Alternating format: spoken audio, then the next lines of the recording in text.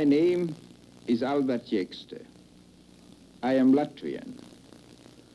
As manager of Latvian film production, I was responsible for all photography for the free Latvian government. The film you are about to see is a true record. If the communists had caught me with it, I would have been shot. This is the story of what happened to my country, Latvia, in 1 year, one terrible year, when Latvia was invaded and occupied by the Soviets. The scenes you will see are part of history. They are past. But I ask you to look at them and think. What happened to Latvia has happened to other nations. Don't let it happen to yours. Latvia is an ancient nation like Estonia and Lithuania, our neighbors on the Baltic Sea, which borders us on the north. On the south is Poland, on the west is Germany, and on the east is Russia. We Latvians have our own traditions, our own language, our own culture. Since the early 19th century, we have fought many battles for our independence. Our short history as a free nation shows that we have asked nothing of the world but peace and the freedom to enjoy it.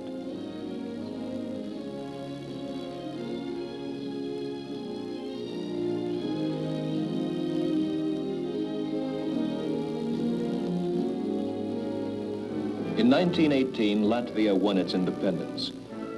At this ceremony in Riga in 1920, our first president, Čakste, is decorating some of the men who distinguished themselves in the final struggle through which we won our independence from the Russians.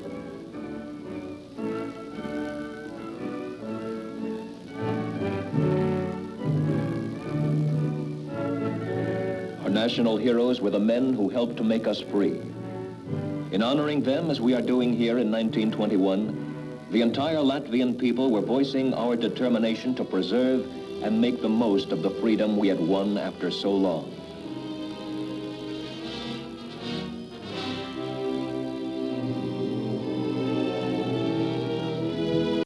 Something else happened in 1921.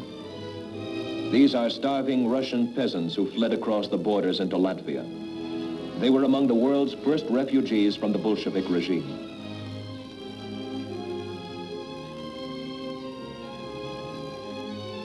This is 1926, a great song festival in which our entire nation participated.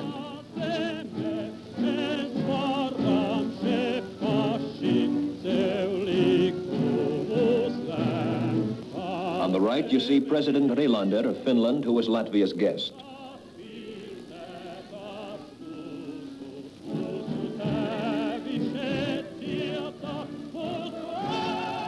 God Bless Latvia is our national anthem. It was the closing song at this festival of a free people.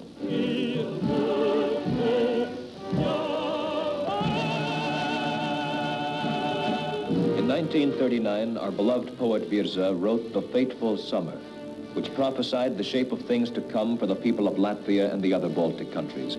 The summer, he said, will never again be the same as it was. The Soviet Union had demanded that we enter into a mutual assistance pact with her. It was said that communist might would protect the nations on the Baltic.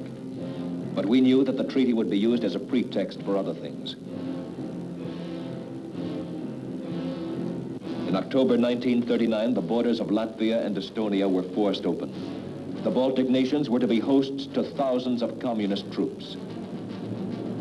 In Latvia, they demanded these bases.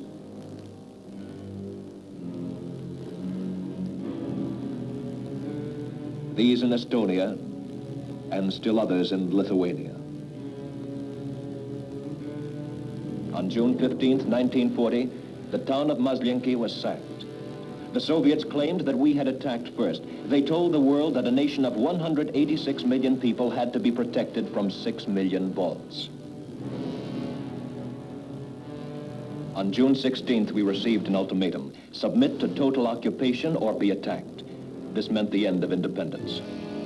June 17th, 1940, They moved in to complete the occupation of all three Baltic countries. This was in direct violation of 4 treaties between Latvia and the Soviet Union. A peace treaty signed in 1920, a treaty of peace and friendship 1921, a non-aggression pact 1932, and the Mutual Assistance Pact of October 1939. This pact guaranteed no interference in Latvian civil affairs. Against this armed strength, there was no possibility of resistance. On the same day, Andrei Wyszynski came to Riga to initiate the new order. He appointed a puppet government with Augustus Kirchensteins as prime minister. Communists replaced every loyal Latvian in the cabinet. On June 21st, the jails were opened, supposedly for political prisoners. The men who were released were given uniforms and weapons. They became a new police force. On that day, the new government decreed a Thanksgiving demonstration, and the people were ordered into the streets to participate. Special Soviet envoy Wyszynski reviewed the parade from the Soviet embassy. He promised that Latvian independence would be respected. These are Russians who have been sent in as civilian technicians with the troops. The banners and signs had been prepared by 5th columnists. These banners demanded that the Kirchensteins government seek admittance into the Soviet Union. Johannes Spure, second secretary of the Communist Party, formally presented the demand to the Latvian parliament. Members of the parliament had also been appointed by Wyszynski. There were no opposing votes. The proceedings were watched carefully by members of the NKVD. On the same day in Estonia, an identical proposal was made before a new Estonian parliament, with Soviet troops supporting the communist-appointed government. Their presence in the chamber was in direct violation of the Estonian constitution. On August 3rd, Kirchensteins left Riga with a delegation to the Supreme Soviet. As the head of the new Latvian government, he was to petition for the acceptance of Latvia as a Soviet state. He was received in Moscow with all the honors befitting his mission. Similar delegations from Estonia and Lithuania would receive the same honors.